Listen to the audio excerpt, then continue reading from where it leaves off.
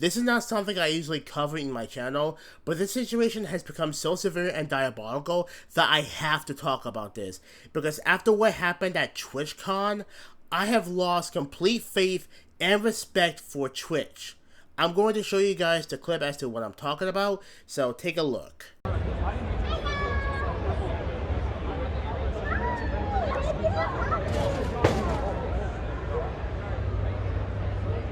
Whoa. Now, although there is a longer video, this by itself is self-explanatory. So, a popular female Twitch streamer named Emiru was at TwitchCon in San Diego attending a meet and greet for the audience.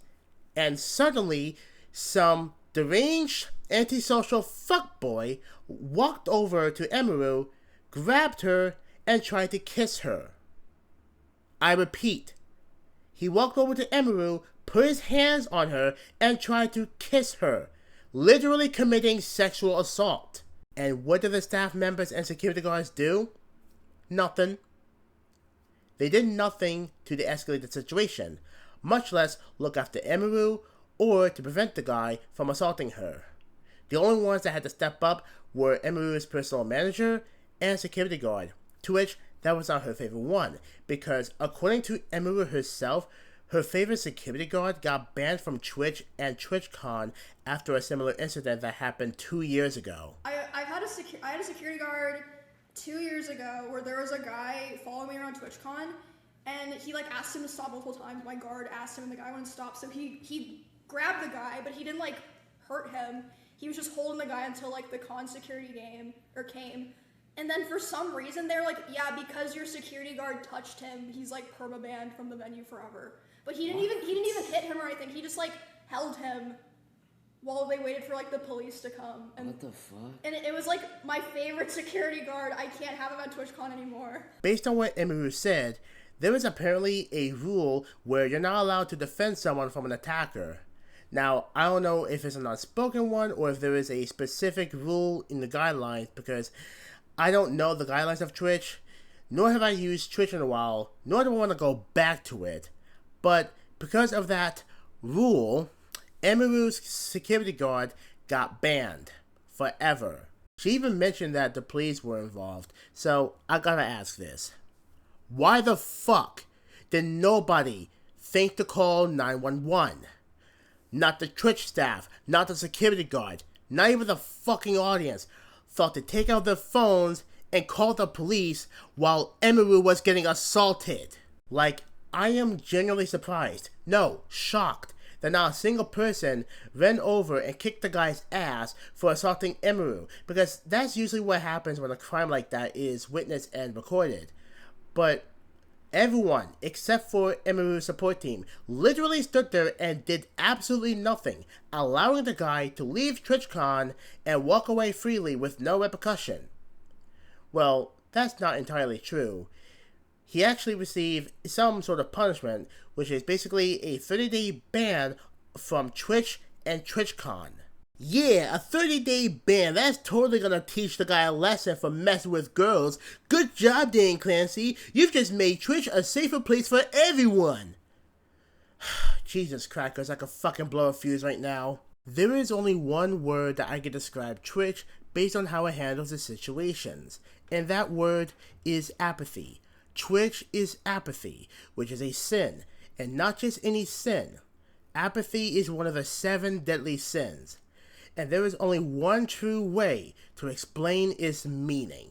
Apathy is death, worse than death, because at least a rotting corpse feeds the beasts and insects. For the past 5 or 6 years, maybe even longer, Twitch has been declining because of their non-stop new lows.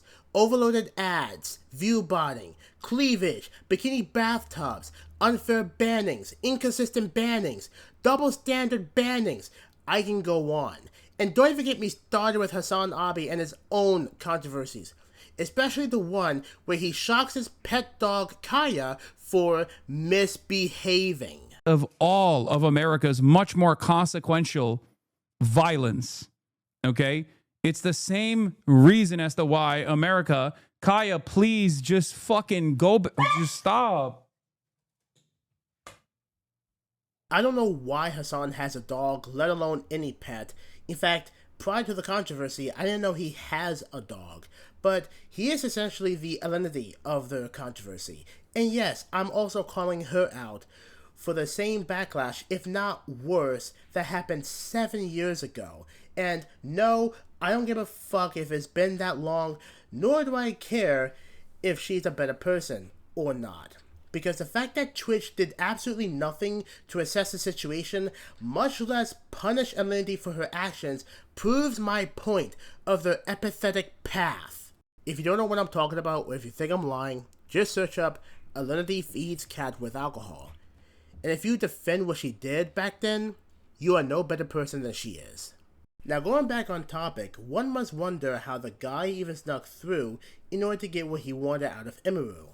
Well, first of all, Twitch's security, or lack thereof, is beyond laughable, because there was essentially nobody to patrol and observe the environment to make sure that nothing haywire blows out.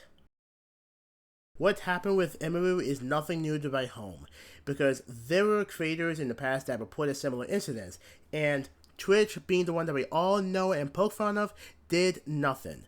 So that is the state of Twitch's security, first of all. And second of all, the guy who attacked Emiru apparently waited for security to move over or look away for him to sneak by.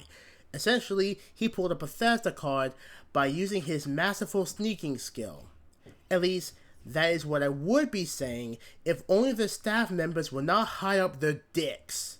And if you really think about it, the outcome could have been so much worse. The guy could have killed Emiru. He could have raped her in front of the audience. And worst of all, he could have been a terrorist. And even with those outcomes, I would have bet you a million fucking bits that Twitch would have done nothing besides addressing the issue, giving their condolences to Emiru's death, and then going back to their usual business, only for Emiru's parents to throw a lawsuit at them for failure to act. Come to think of it, that is exactly what happened. Twitch failed to act, which gives Emiru probable cause to sue them, and I hope to God that she sues Twitch, because it is abysmal for an incident to just happen out of the blue with a snap of a finger just like that, which could have been easily preventable if only the security system was handled properly. Also, Emiru went into more detail of the aftermath through her stream, and I gotta be honest with you guys, I was a little disappointed that she wasn't fuming in rage. Like, I wanted her to snap in anger at Twitch for getting fucked in the ass, but because of her privileged life and her innocent personality, I was a little disappointed that she wasn't angry. But no doubt that she is upset about it, and I'm sorry for her and for what she had to go through, and I truly wish the best for her. And again, I hope she takes this to court and wins the lawsuit, because for the first time ever, Twitch, for the long time, has been put in the deep shits. That is it for today's topic. I know I'm a couple days late, but there are still people talking about this to this very day, so I'm going to leave this off. And for my next video, I will be reviewing Dragon's Dogma 2, Capcom's first demise after their 7-year comeback. So with that said, if you enjoyed the video, be sure to leave a like and share with your friends, and don't forget to hit that subscribe button. And as usual, always say no to Femme Generation like you do to drugs, and I will see you guys on the next video. Hasta luego!